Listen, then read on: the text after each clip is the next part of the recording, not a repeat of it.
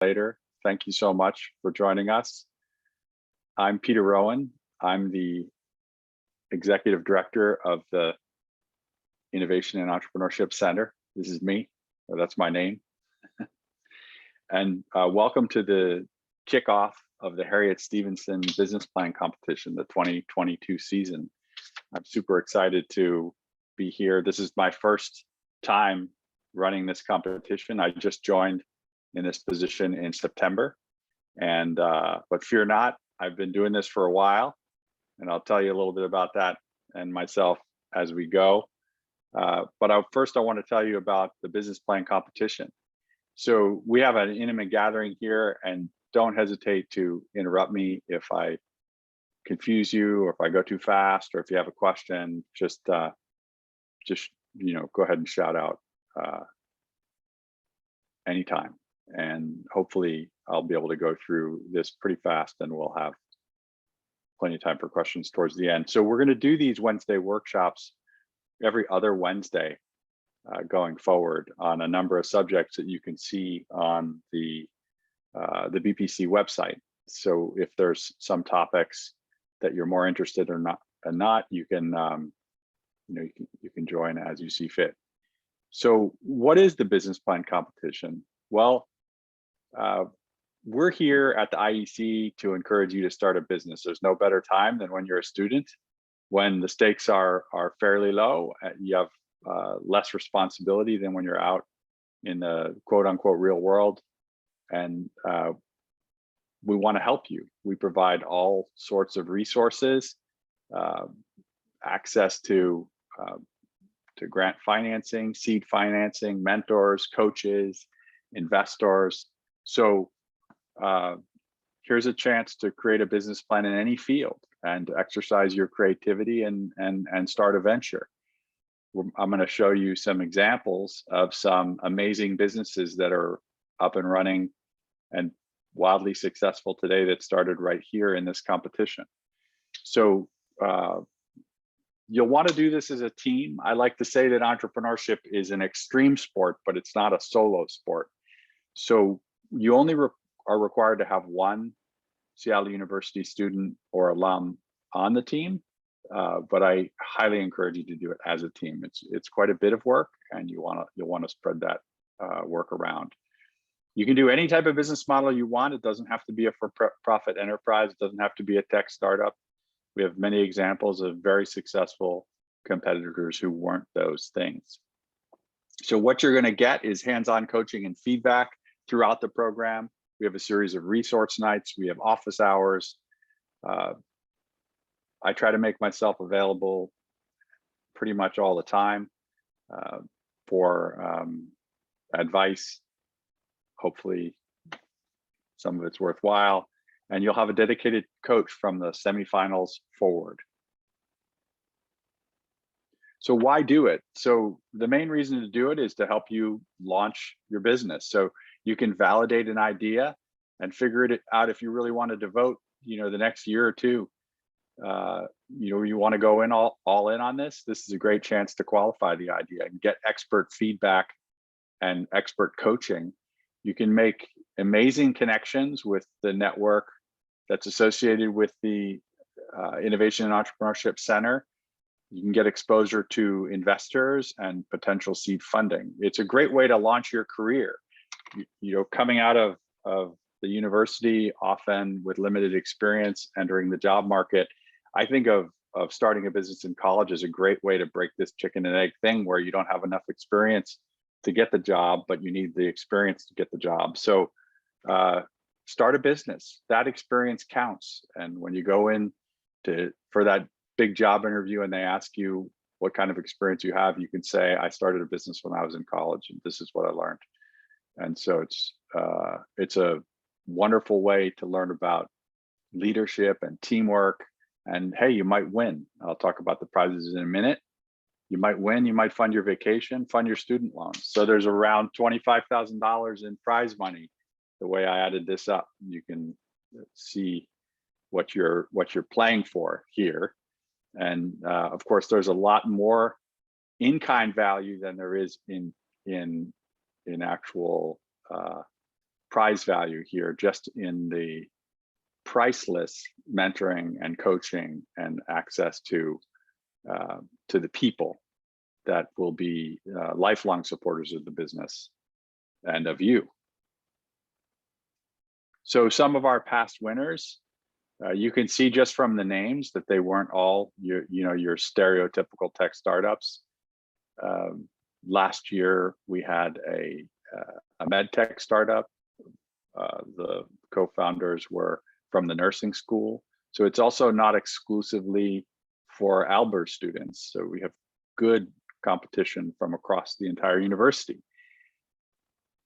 Going back all the way to 2018, Vita Inclinata was a company that had a technology to stabilize the medevac equipment from helicopters that were going in to rescue injured people. And that company is doing wildly well now. And I heard that they had something like $1 billion valuation at this point. So, off really in the stratosphere.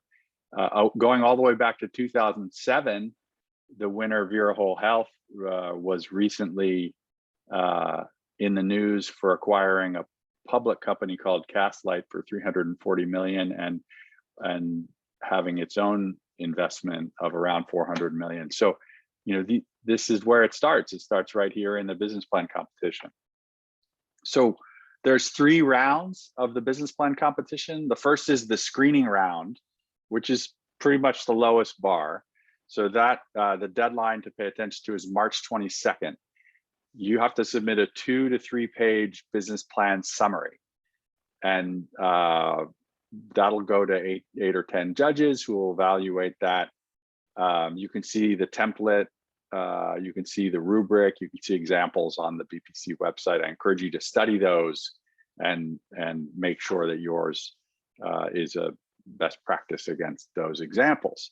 And then the semifinals, there's 2 key dates, April 19th and April 22nd. There's a 2-minute elevator pitch in front of 7 to 9 judges. There's a trade show booth day, and also the template and rubric for that is on the website.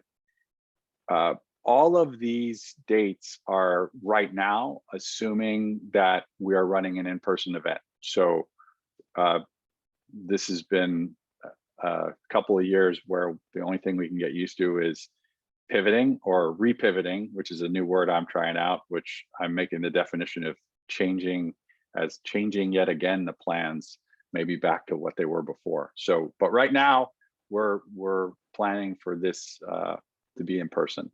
And the finals will be on May 20th at the Collective, a fabulous co-working space downtown. We'll have a big end of year celebration of a number of our programs, including the BPC, and you'll do a 10-minute investor pitch in front of 7 to 9 judges if you make it that far, and I hope you do. So here is another way of looking at the timeline in terms of the workload and what you need to prepare for. So right now, you're at the very beginning, preparing to enter, take advantage of the resource nights, take advantage of the Wednesday workshops. This is one. I'm gonna, move into a session now where we talk, kind of talk about how to do ideation and how to start to qualify your idea. Then you're going to be in the screening round with the deadline of March 22nd, then the semifinals, and finally the finals. So you're going to get matched with a coach, and then you're going to have some more expert coaching as you get further along into the more advanced rounds. So think about this in terms of the workload, and and I know everyone has a lot of other things going on. It's a decent amount of work, and again, do it as a team. Don't do it as a solo exercise. So I'll stop here for a second just to see if we have any questions about some of the procedural aspects of the business plan. Do we have any questions?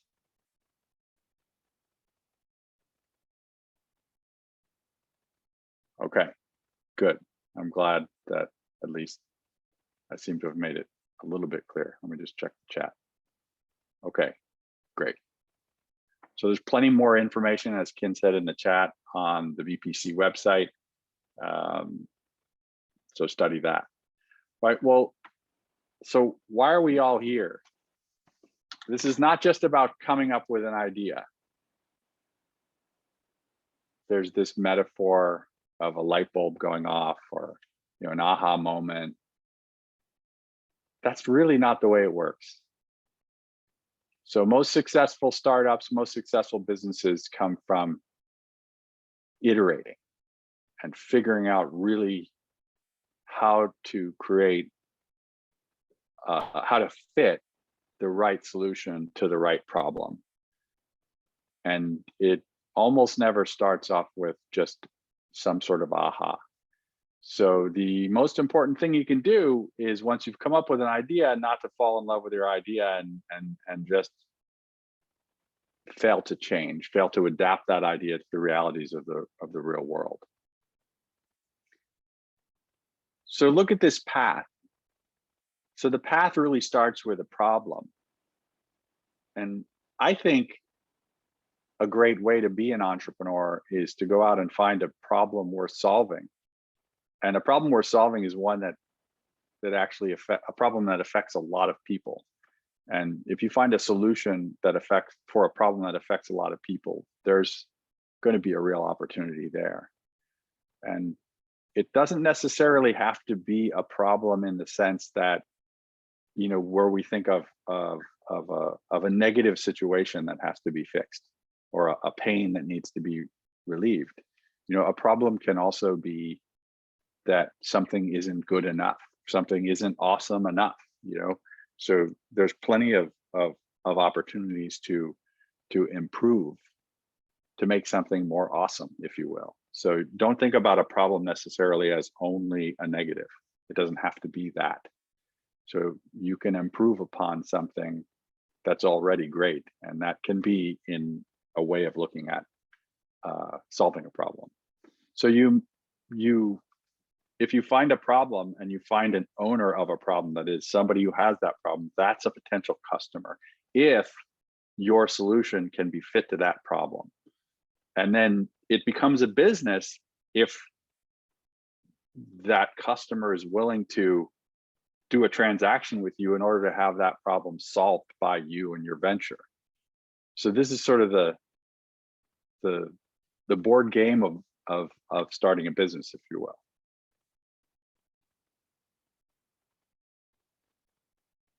So start here. Start with the problem. So first, define the problem. Albert Einstein might have said this. I like to think that he did. Another way of thinking about it, which I have on a slide later, is that I'll say it now, is, don't fall in love with your idea. Fall in love with the problem. Become an expert on the problem that you're trying to solve. If you want to win this business plan competition, that's the way to do it. Become an expert on the problem, learn everything about it, and convince the judges that you know everything there is about this problem, and convince them that it is a real problem that needs to be solved. So that's what's going to go through our heads as judges. I'm not a judge, but I'll say it. Like, that's what we're going to be thinking when you're pitching us. What problem are you solving? Like, why should we really care about this? So what?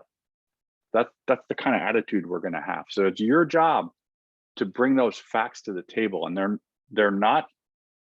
It's not about persuading us with, necessarily with metaphor. It's about persuading us with facts that you went out and got, that you went out in the real world and you discovered that this problem really exists by talking to people. So what problem are you solving? Who are you solving that problem for?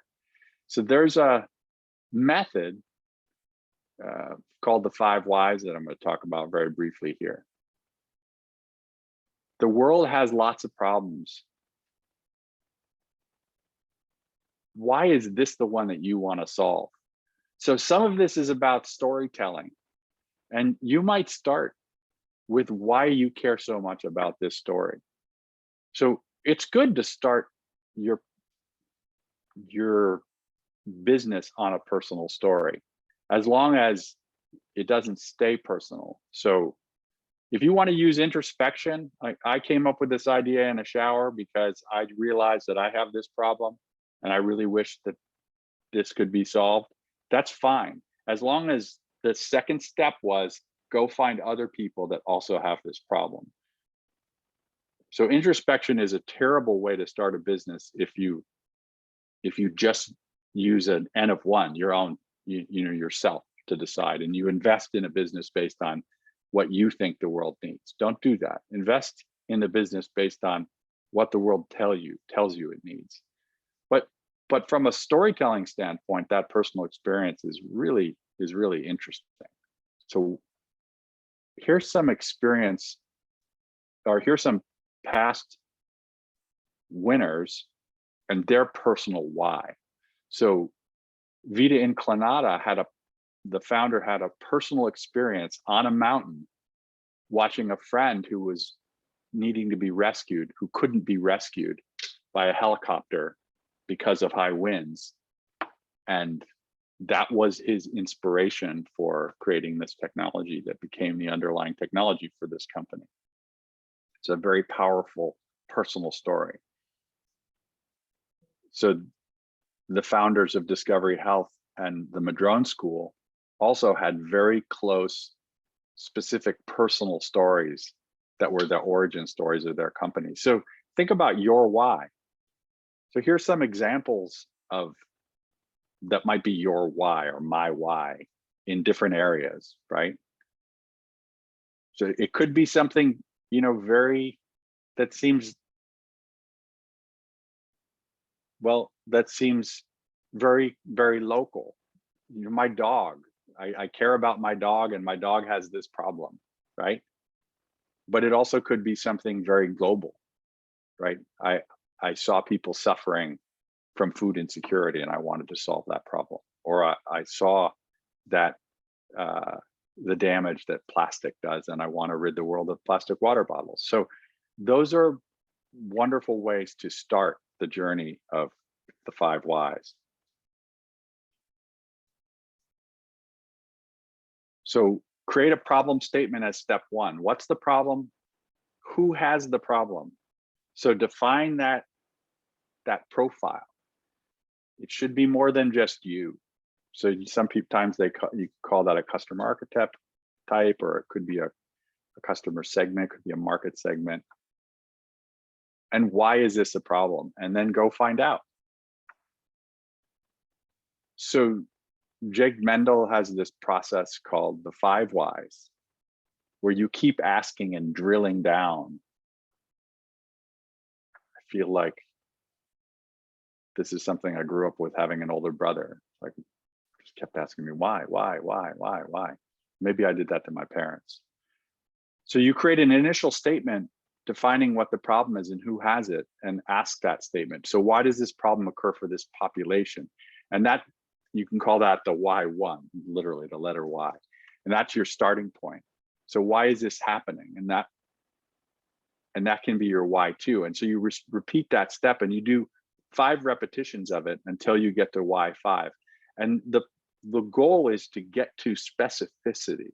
So to move from general to specific, and create learning along the way, and create questions that you can go out and ask, or create research questions for yourself. You can go out and ask people about it. So here's an example. So university admissions offices spend too much money on recruiting students. So that's a very general statement of a problem. But why is that a problem? Well, why1? Universities are unable to cost effectively identify potential candidates, so they mass market. Mass marketing, think flyers. My middle daughter is in the middle of her college applications, and so she's been getting things in the mail ever since she took her PSATs a couple of years ago, and from colleges all across the country that she's never heard of, and they're buying databases, right? So very untargeted, and apparently, according to this slide anyway, they're spending up to $2,500 per applicant that they don't even know whether they're interested at all in this particular university or that particular college. So that doesn't seem very efficient. That seems like a problem that could be solved. But why? Why is it? Why are they doing that? So that's why2. Well, admissions offices are doing it because they're purchasing low quality leads from organizations like the ACT to generate mass mailing lists. So that's why they're doing it, because they need They need applicants. So why are they doing that? Like, well, the leads are low quality because they don't provide they provide minimal demographic data and no proof of interest. So you see what we're doing here is we're drilling down on the why, and we're getting to something that can be perhaps an actionable problem to be solved. So that's the exercise of the 5 whys. So you might use this in order to flesh out the problem statement that you're going after, and create an action plan for you to build your business model around. So think about the stage you're in, not so much as a business plan that you're trying to build, but as a search that you're engaged in. So you don't have a business yet. So a business is something that's repeatable. So every time you do X, Y happens, right? So every time I make a t-shirt that has my logo and says something funny on it, somebody buys my t-shirt for a certain amount of money that's more than it cost me to make the t-shirt. And that's repeatable. I can do that again and again because I've demonstrated that there's demand for my quirky t-shirt brand, right? So that's a business.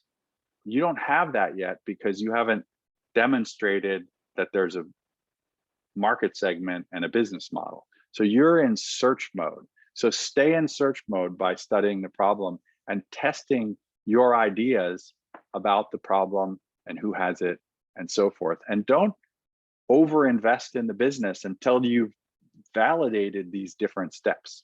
So you start with the why, you go out and test that the problem really exists. Prove to yourself that this is a real problem. Prove that it's sufficient, that it warrants an investment in a business. Prove that there's customers out there that will actually pay to have the problem solved. If there is, then that's a value proposition. So a value proposition exists when a potential customer is willing to open their wallet and transact with you in order to have their pain alleviated or to have some gain created for them, and your solution fits the problem that they want solved. Okay, that at that point it might be worth you, and only then, developing some sort of minimum viable product. That's the MVP. So the minimum viable product is the minimum product that meets that value proposition, that satisfies that value proposition. It doesn't have to be all bells and whistles, but it could be barbed wire and broken glass, quite frankly, but it solves the problem that the customer segment that you've discovered that they have. All right, so I want to tell you a retroactive story about my first venture. So the pictures are blurry because back when they were taken, we actually had something called film. So I had to dig these out and actually take a picture with my camera. So the cottage painting company. I had this problem. I wanted to live in Maine in the summer of after my senior year in high school, but I didn't have any money, and my parents said I couldn't do that unless I could support myself. So I came up with a theory about summer people in this little fishing village in New Harbor. This is it, last summer. And my theory was that summer people, they own summer houses. They weren't there in the winter, and their summer houses took a real beating in the winter and needed to be painted. And since most of these people lived somewhere else, they didn't know anybody that could paint their houses. The people that live there all year round that had these lobster boats that you see here are from very hardy New England stock. They paint their own houses. So I targeted summer people. This is my friend Mark painting our first job that we had. That sign I made, the cottage painters, that is still the phone number for my parents' cottage, actually. I couldn't I didn't have the artistic talent to paint a paintbrush on that sign. So I took an old paintbrush and I nailed it to the sign. I thought that was pretty clever. So I did an experiment in the winter. I wrote this letter to around, well, I can't remember. It says it on the next slide. Yeah, 1,500 letters. This is on a dot matrix printer because that's what we had in 1984, and it's very salesy. But I wrote it only to summer people, and I got their addresses from the tax records for this town, and they divided the tax records into year-round residents and part-year residents. So I mailed all the part-year residents this letter, and I sent 1,500 letters, 3,000 stamps, and I got 10 responses, which I don't think is very good, but that resulted in me doing 5 estimates over spring break, and I got 1 contract for it. And so I went up with my best friend, Mark, in the other picture, and we started the cottage painting company. And I did it for 4 summers while I was in college. And so I got 4 years of follow-on work, and I had this house painting business. But I started with this go, no-go experiment. And so I like to think that that was my first experience with what you might call the lean startup methodology, because I created an experiment. I had a theory about the business, but I wasn't going to go and invest in the business until I could run this go, no-go experiment. And for me, the bar was very low. I needed to have at least 1 job in order to go and start this company. So that's how I did it. And there we were. That was my first crew, Tracy and Allison. So you might have a startup checklist, which looks like this: become the problem expert. Who has it? How do they solve it now? How can you do it better? You create a theory about the problem you have, and you go and test it in the wild. That's what I do.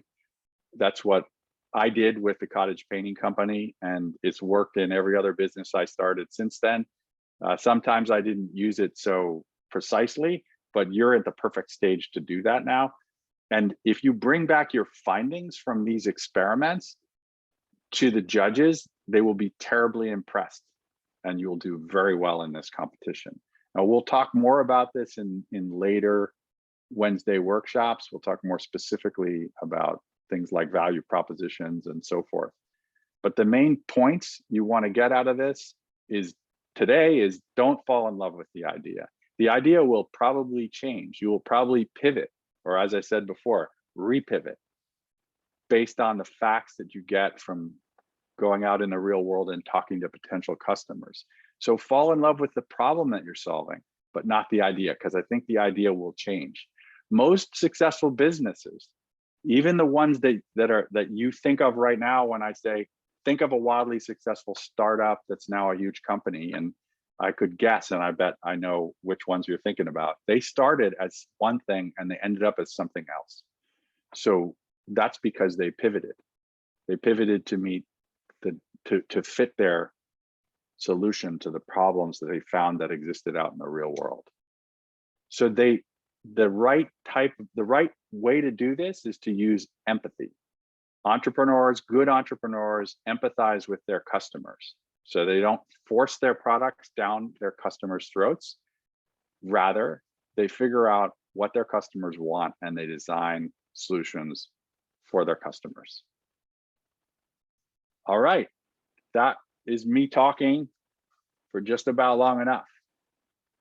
So can I answer any questions?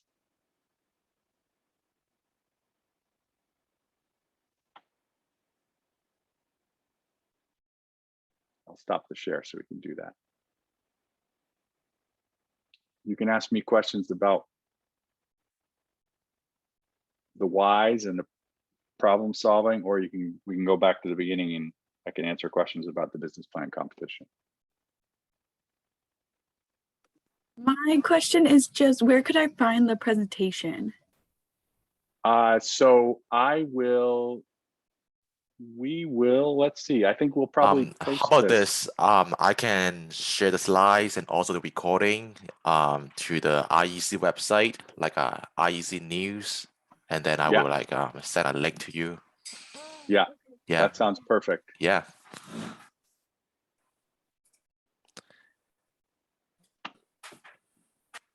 I think I'm going to pause the recording now. Okay, I will pause as well. Okay.